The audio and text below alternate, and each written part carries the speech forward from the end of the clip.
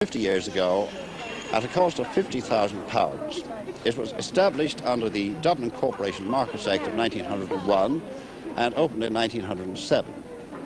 The idea was to drive the street traders off the street and put them here under a comfortable roof in Francis Street. Josie Toomey, whose family have been associated with the market here for the last 50 years since it opened. Well, now, what do you say about this rumour that the market's going to close? Do you think it will? No, it won't. This market, in my book, can't be closed down because it was only given as a free gift to the corporation. The corporation don't own this. It's my heritage.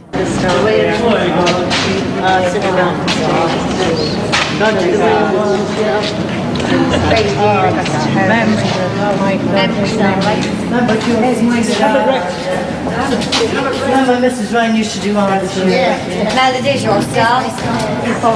20 years to sell the book.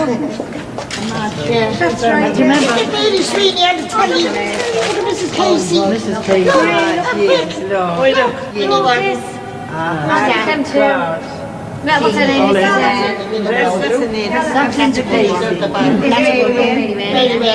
John. Very good. Who's that? Linda Maloney. There's Queenie sitting there. You see her? No. I couldn't see her. She's again. Oh, yeah. And Chris. Yeah. The market's closed. An awful lot of memories gone. Pretty sad.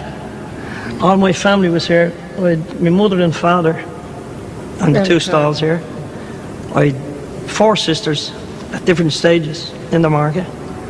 One of them is here now, Melda, or 2 of them actually, and Ida, and her niece, Maria. My daughter. And other than that, they were all terrific families.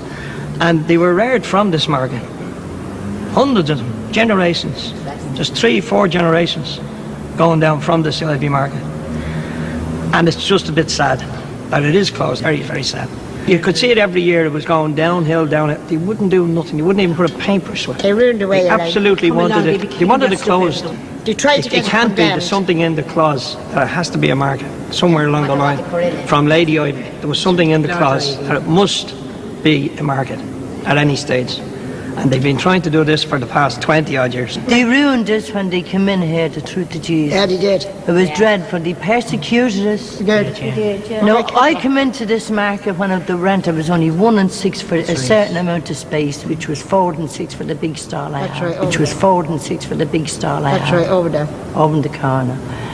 You wouldn't be let miss it. But then it went up to £50 a week. That's why we were all paying big money. That's how they got us out. That's how they got us out. We were coming in from Tuesday to Saturday, and I knew on the last day that I'd never see some of them old traders again in my life. I'd probably maybe hear them maybe even passing away or something, but you'd never see them. Yeah. You know what I mean? Because it wasn't a thing that we made plans that we'd ever meet again. And now the Iveagh Market has just closed down. The closure of the Iveagh poses an awful lot of problems that nobody is addressing. For one thing, the women who were in the Iveagh and whose families were there for generations, where are they going to go? Who's going to provide them with a means of livelihood?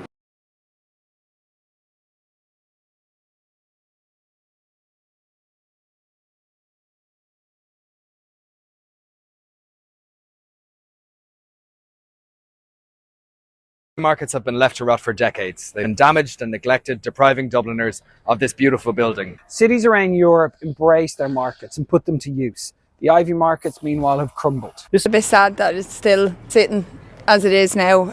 I've worked up this way for the last 7.5 years and I've never seen anything been done with it or anything. It's just left sitting there idle.